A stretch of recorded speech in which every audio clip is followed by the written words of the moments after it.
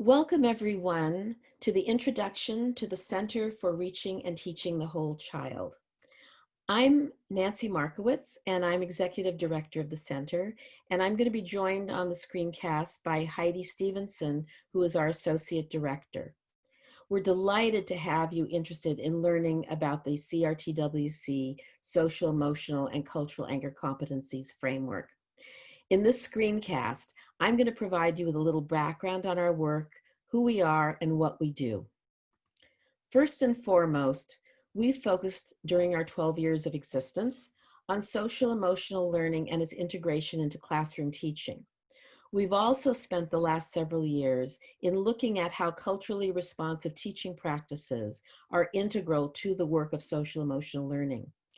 We realized that in order to move these two areas of work out of their respective silos, we needed to integrate them into what we decided to call the social, emotional, and cultural lens. This introductory professional development experience will focus on what that SEC lens is all about.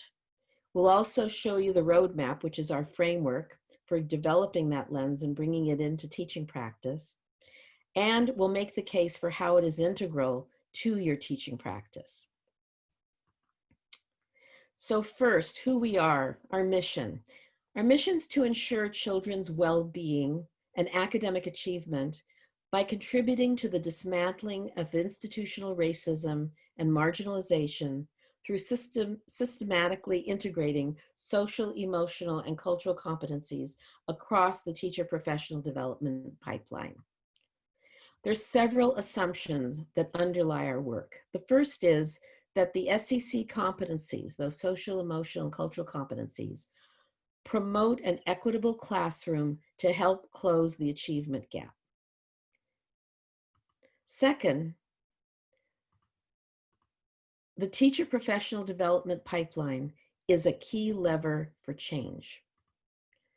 Next, we believe that the competencies framework is not an add-on or a program. It is a way of thinking about one's practice. We also believe in the need for a common language and shared goals in doing this work, and that the framework provides just those two elements. Next, we believe in the need for a parallel process for teachers and students, that we are not doing something to students, but that we are supporting both teachers and students.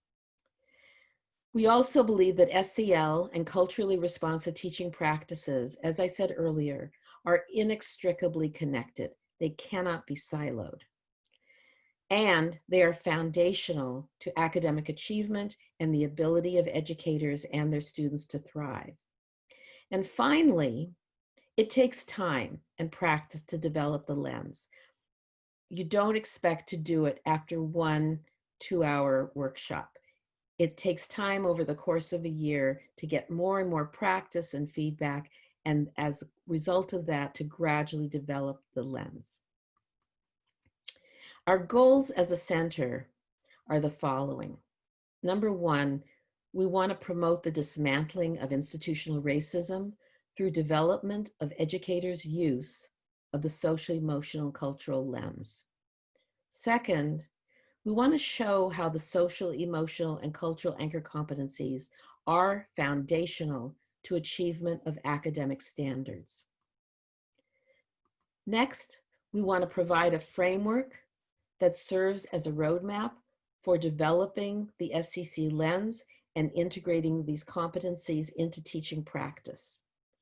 And finally, we want to promote the integration of the anchor competencies framework throughout the professional development pipeline. There are 3 major areas that we can think about when we think about how this lens fits into teaching practice. And one is, it's about the teacher's development of their own SEC competencies and habits of mind. Second, it's about the teacher's ability to manage the social, emotional, and cultural environment of the classroom.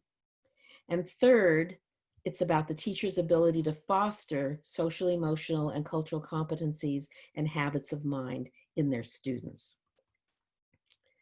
So this is a brief peek at the framework that you're going to learn more about in other screencasts in the series. And we will focus on what we mean by context, what we mean by developing the lens, the anchor competencies, and the teacher moves. But one final word is just a reiteration of the fact that this work needs to go on across the professional development pipeline. We'd like to see it with no leaks. And it's one of the reasons we're so excited to work with you, because I'm sure there are people out there on this professional development program who are preparing to become teachers, those who are in their first couple of years of teaching, and those who are veteran teachers. And all of you are incredibly critical to the development of, and movement forward of this work.